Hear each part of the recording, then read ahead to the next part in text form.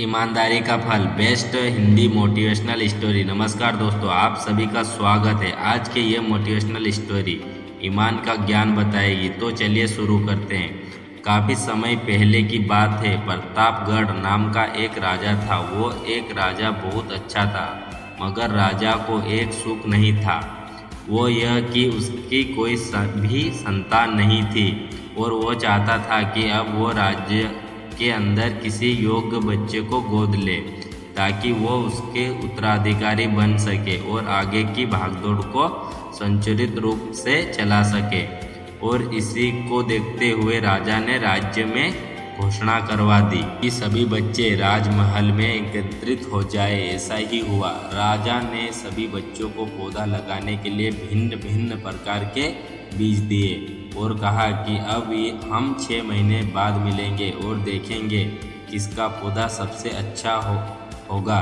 महीने बीत जाने के बाद भी एक बच्चा ऐसा था जिसके गमले में वो बीज अभी तक नहीं फूटा था, लेकिन वो रोज़ उसको देखभाल करता था और रोज़ पौधों को पानी देता था।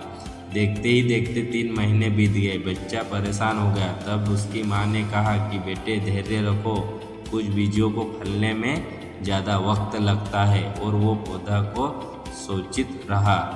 6 महीने हो गए। राजा के पास जाने का समय आ चुका था, लेकिन वो डरा हुआ था कि सभी बच्चे के गमले में तो पौधा होगा और उसका गमला खाली होगा। लेकिन वह बच्चा ईमानदारी था और सारे बच्चे राजमहल में आ चुके थे। कुछ बच्चे जोश से भरे हुए थे, क्योंकि उनके अंदर राज्य के उत्तराधिकारी बनने का प्रबल लालसा था।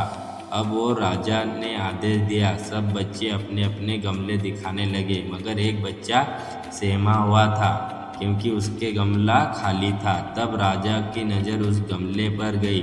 उसने पूछा, तुम्हारे गमले तो खाली है?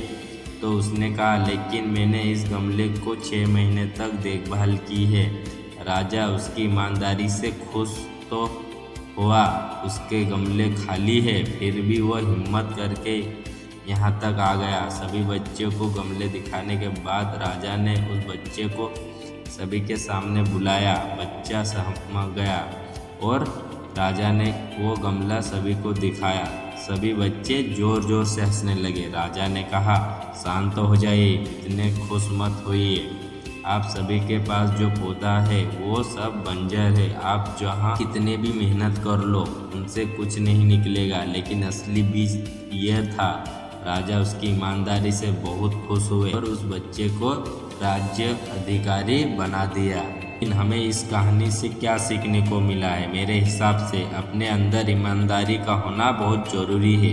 अगर आप खुद के साथ ईमानदार हो तो जीवन के किसी न किसी पड़ाव में सफल हो ही जाओगे, क्योंकि हमारी औकात हमें ही पता होती है।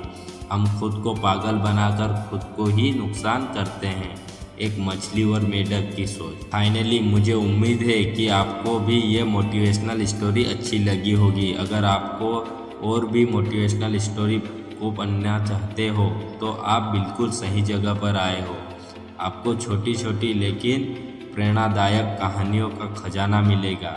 आपका कीमती समय देने के लिए दिल से आपका शुक्रिया। धन्यवाद।